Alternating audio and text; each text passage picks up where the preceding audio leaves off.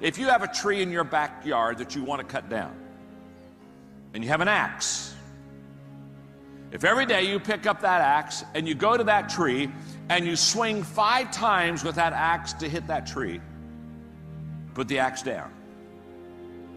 The next day you go out, pick up the axe, swing 5 times at the tree, put the axe down. The next day you go out, pick up the axe, and 5 more times you swing at that tree. 5 times. Every day you pick up the axe, and only 5, not 50, not 15, not 500. 5. If you swing 5 times a day at that tree with that axe every day, let me ask you a question. What eventually is going to happen to that tree? That tree is going to fall. If you swing 5 times a day at that tree every day, that tree will fall. End of story. Now, find your tree. What's your goal in life? What's your purpose? What do you want to accomplish? What do you want to knock down? Find your tree. Like, what is your dream, your goal? That if you were to do 5 simple things every day in the direction of that dream, mountains of impossible dreams would begin to fall down. The secret of your future is hidden in your daily routine. I am absolutely 100% convinced that if you'll change your routine, you can change your whole life. The habits you have today will shape who you become tomorrow. And you know it's true because the habits that you had in the past shaped who you are today. And so I would ask you this, if the habits you have shape who you become, do you like the direction your habits are taking you? Every day is another opportunity to get up and invest in yourself, to read, to listen, to journal, spend time with God. Every day, don't pass up the opportunity, right?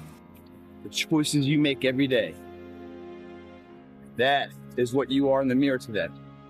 If you don't like it, or it could be better, it's on your terms how that works, no one else. You have to find the motivation to make those hard steps for change. It's got to be you, only you. Beating yourself day in, day out. Not like beating yourself up, but whatever you currently were, you try to beat that measure and grow and push it and push it. Growth comes from hitting failure and pushing past that. It's where all the beautiful things in the world are found. That little lesson to life, man, is congruent with everything in life. One of my favorite quotes, winners do consistently what losers do occasionally.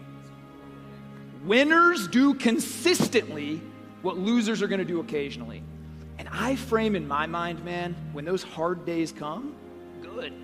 That's awesome. Why do I love that? I have stamina. I'm in this for decades.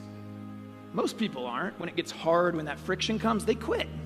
Life's competitive. I don't quit. I have that vision in my head of where I'm going. I think long term, and I've got stamina to keep going. The pit and Potiphar's house and the prison are the things that prepared Joseph to become the prime minister. And see, we want to get to the top without the crawling through the glass at the bottom. But the difficulty at the bottom is the thing that makes us strong enough to stay there when we get there to the top. Like whatever we've got to do, it's worth it. Like when I look in the faces of my children, I could not look at them and tell them you can do anything you want to do and you can be anything you want to be while they watch me do nothing and be nothing.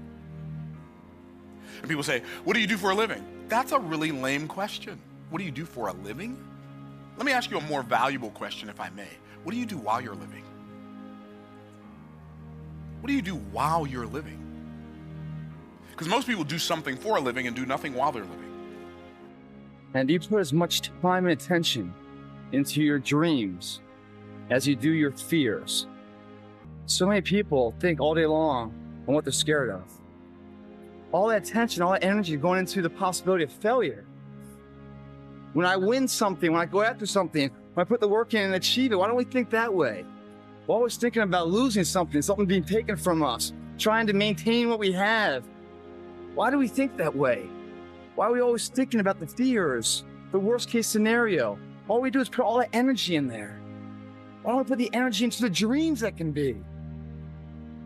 We either give birth to our fear or we blaze the path of our dreams.